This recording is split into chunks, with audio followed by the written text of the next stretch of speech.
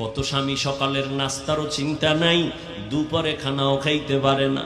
যত কামাই করে গাধার মতো কষ্ট করে, নিজের জন্য কিছু করে না, স্ত্রীর জন্য আর সন্তানের জন্য করে। নিজে খাইলো না না খাইলো চিন্তা নাই, স্ত্রী খাইলো কিনা সন্তান খাইলো কিনা পেরেশান। ঈদের বাজারে স্ত্রীর জন্য জামা কাপড় কিনে, সন্তানের জন্য কিনে, কিন্তু নিজের জন্য টেনশন নেই।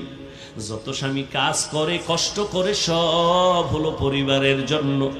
আল্লাহর নবী সান্ত্বনা দিয়া কয়, ও স্বামী,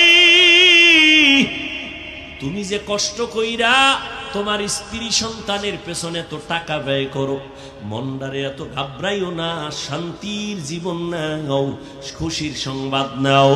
তুমি মাদ্রাসা মসজিদে যদি এই টাকাগুলো দান করতা, যা সওয়াব পাইতা, তোমার স্ত্রী সন্তানের পিছনে ব্যয় করিয়া তার থেকে বেশি সওয়াব পেয়ে যাইবা।